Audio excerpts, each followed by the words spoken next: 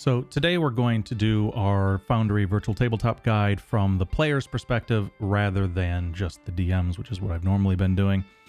I don't want to belabor the point too long. I just want to jump right into this guide and make it as quick as possible. This is specifically being geared towards my players in my large-scale multi-group, multi-DM campaign, The Chords of Chaos. If you're interested in that, look up the description below. You can get all my links down there to Discord, my Twitch page, all that stuff. But I hope that this guide is also useful to anyone who is a new player to Foundry. Hopefully your DM might send you a link to this to get you sort of a head start. I do use some modules which I will be including in this guide because, again, it is specifically for my players. But I will point out anytime I'm using a module so that you will know if it is applicable to you or not. And let's just jump right into it, and hopefully this guide helps you guys out. So first thing first is it should be fairly intuitive, but mouse wheel in and out will zoom in and out. If you hold right mouse button and drag, you will move the map around. It is pretty easy. To select a token, you just click on it. If you double click on it, you will open up your character sheet. You can also just hit the C key with the token selected, and you will open it up. You can also, if for some reason you are on a map where you don't have a token and you would like to get in your character sheet, you can go over here to your actors directory, open that up, and just click on your sheet, and boom, there it is. So you've got 3 different options for that. To move the token, you can do WASD. You can do diagonals in a fairly intuitive way. You can also drag the token around. I use a module that also measures the distance that you've moved. And so it will further, you can see this character has a speed of 30 feet. So past 30 feet, it will turn yellow. That indicates you're now in dash movement speed. And if you go into the red, that means you have surpassed even the dash. And at this point, you probably shouldn't be going that much further ahead if you're using the normal vanilla rules, especially during combat. It will still let you do it because there are, maybe you're not in combat and it makes sense for you to move 100 feet or whatever. The other thing you can do is while dragging, if you hit right mouse button, you can change directions.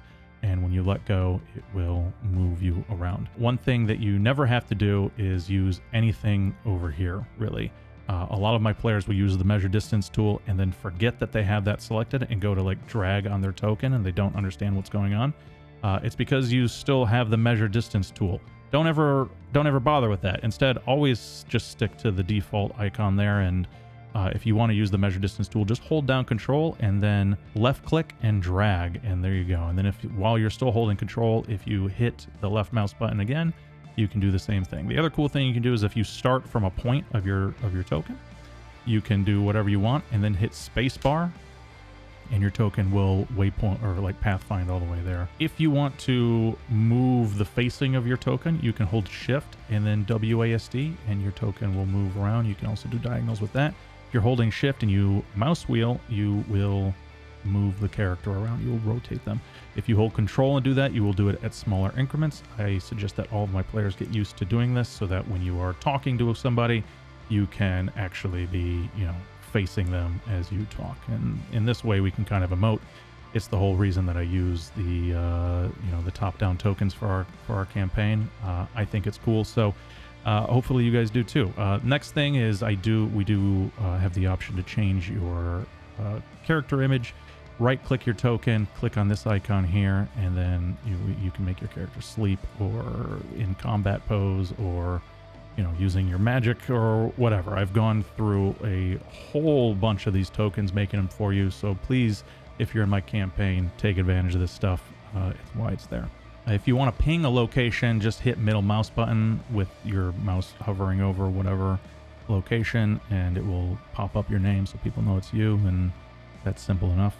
If you hold V while looking at tokens, you can see their profile image, or their portrait rather. To open your character sheet, just double click your token and or hit C like I said before. In my campaign, you'll never need to worry about exhaustion or inspiration. I'll handle all that for you. If that thing is glowing, it means you have inspiration, but you never need to touch either of those 2 things in my campaign. If you need to take a short or long rest, just hover over the bed, click the first one for short rest. You can roll your hit dice. It will automatically, here we can damage ourselves real quick. If you roll a hit die, it will automatically heal you, which is pretty cool. is New Day. You'll generally never use this for short rests that will basically recharge all of your abilities. Normally you'll do that on a long rest, which we can click right there. And with long rest, it'll only ask you, is it a new day? When you do that, it'll automatically heal you to full. It'll give you a new hit die. It'll do everything that you would expect to have happen during a long rest. It's completely automated. Next, let's go over ability checks and saving throws. There's two very easy ways to do this. Either click directly on the name itself, then it will give you a prompt for ability check or saving throw. Alternatively, if you these two smaller numbers, the left one is ability check, the right one is saving throws.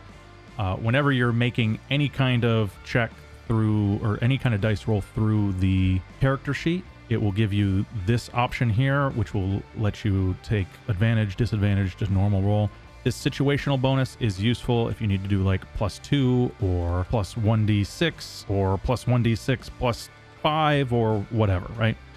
Super easy, and then you just roll and it will put everything in the chat room over there, which is very handy. You can click on that if you want to see exactly what the roll was, but this will put in the basic formula and you can do the math on your own. To make a skill check, just click directly on the name itself. That will give you the same prompt. Unfortunately, there's no way to use a skill check with a non-default ability score. So if, for instance, if you want to do a medicine check, but your DM asks you to use intelligence instead of wisdom, my advice would be to just make an intelligence ability check. And then if you have, medicine as a proficiency, just add in the +2 and then roll. It's basically the same thing. This is all of the items that you have favorited. We'll go over favoriting right now. Let's jump into the inventory here. And if you right click over here, we can remove favorites. We can add as favorite. You'll know if it's favorited if it has this little flag over here. You'll also know if it's favorited if it actually shows up on your attributes tab. The other thing you can do is you can equip and unequip your equipment in here.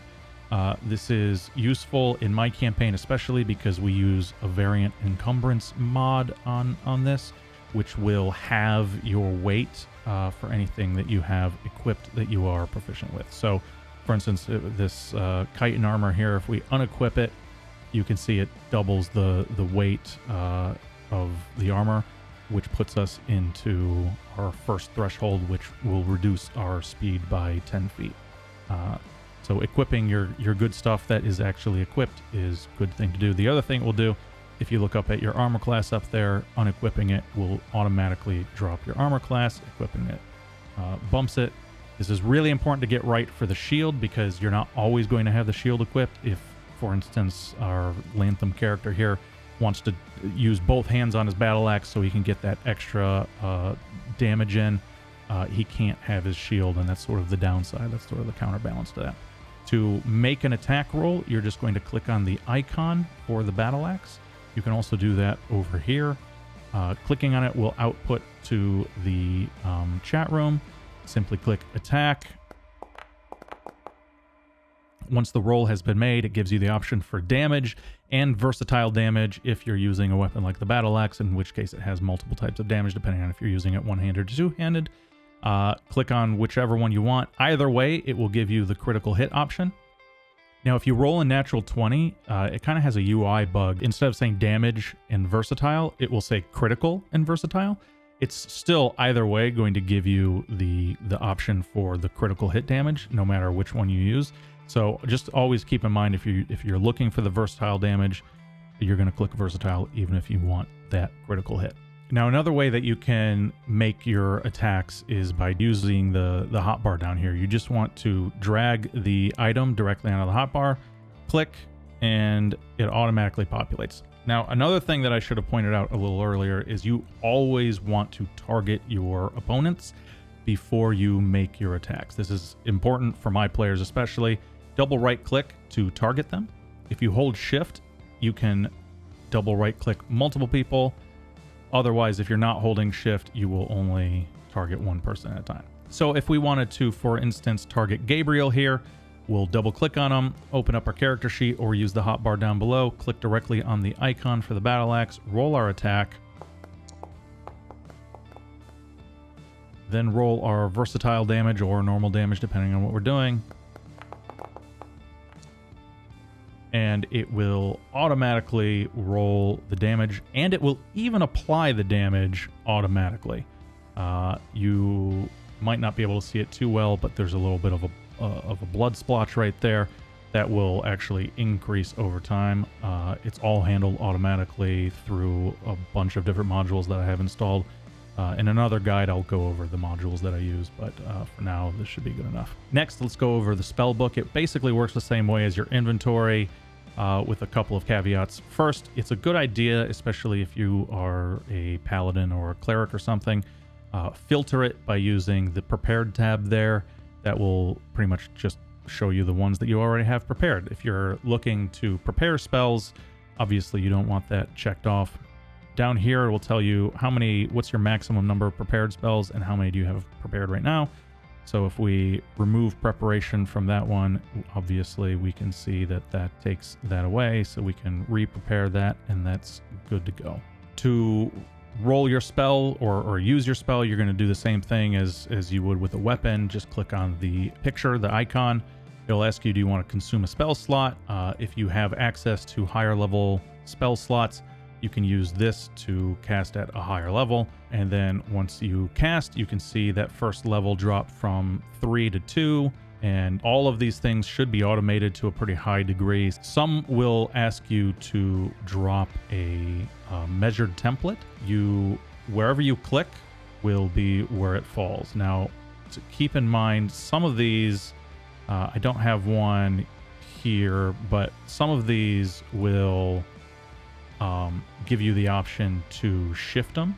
Just use the mouse wheel before you drop it, and you can see this is kind of like shifting the focus point of this. Finally, we've got features over here. These also can all be favorited and whatnot. They work pretty much as you would expect, given that we've just went over inventory and spellbook. One thing that I will say for my players in particular is I have taken into account things like channel divinity and key points and stuff like that, where you have a certain number of points that you can use, but then you have abilities that will spend those points. I've automated all of that, so we can see we've got channel divinity. You get 1 use of that per day. But if we use Peerless Athlete, we're not even going to touch channel divinity. We're only going to touch Peerless Athlete. Consume resource, yes, and watch what happens right there. It goes away, right? So one cool thing that you can do is we could drag channel divinity. Actually, for the hotbar, we don't need to drag it at all. We can just drag Inspiring Smite and Peerless Athlete down here. They both say 0 out of 1. If we take our long rest, they both replenish themselves. And now you know that you have one. And if you use one, boom, it drops that down for both, which is very cool. For spell slots, you can do the same thing. We can drop that there. Okay, we've got 3 slots. If we drag another one down, we got that. If we then use it, it drops it for both. This also works for bows and anything that uses ammunition. You can put that down there, and it will keep track of your ammunition for you. Finally, real quick, let's just talk about rolling dice. In my campaigns, we use a module called Dice So Nice.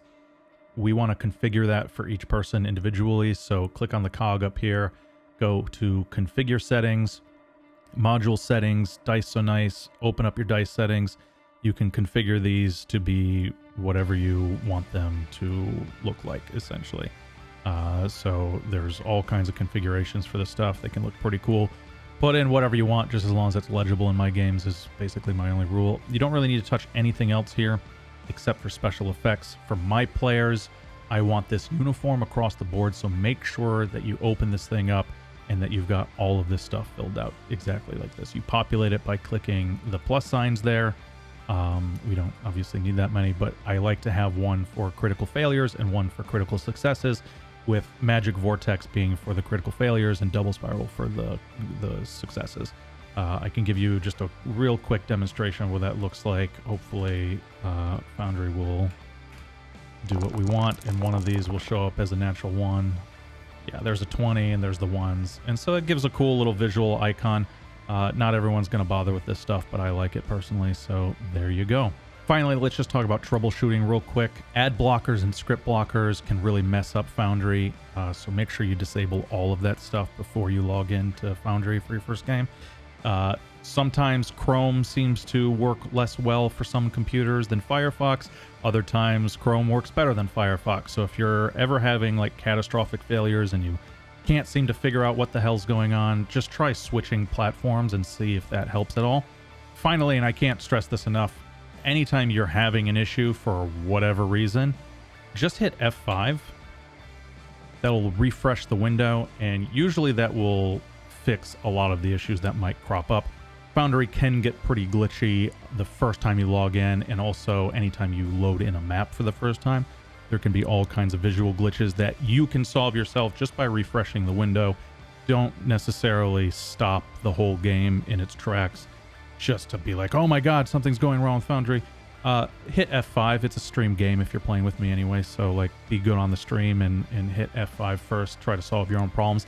If it doesn't work, obviously, then stop the game so that we can address what's going on, because we want you to have the same experience that everyone else is having. Aside from that, if you're having particular performance problems, go into your configure settings, into core settings. You can lower your frame rate here. I wouldn't recommend going lower than 30, but you can go all the way down to 10. You can mess around with soft shadows, light sources, anti-aliasing, that kind of stuff. Sometimes messing with that stuff actually reduces Foundry's sort of performance. Sometimes it helps it. Mess around with it, see what works for you. As a sort of catastrophic last resort, you can disable the game canvas. I'll show you what that looks like. Basically, it shuts off the map and makes it so that you can't do very much. You can't target things. You can't move your token around. You're basically going to be a little bit of a burden on your fellow players and the DM, because someone else is going to have to control your token in this case. But if you just can't get it to work in any other way, you can try this. You can still open up your character sheet by going through the actors directory. You can roll dice, but you can't roll your attacks or use your spells, I don't think. If we roll that, just nothing happens.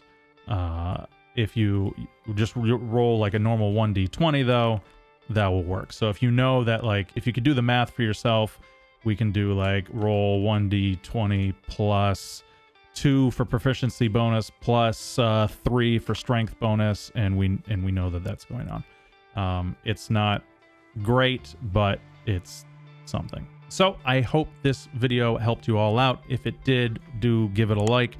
Consider subscribing to the channel. I will be making more content like this and other D&D content in the future. Also, come stop by my stream on Twitch, where I stream every Monday, Wednesday, and Friday, and I host 2 games a week every Monday and Wednesday night at 7 p.m. And come join our Discord server where you can get in our games or just join the community. We have a great one. So I hope to see you guys pretty much everywhere that I already am. And yeah, we'll see you guys next time.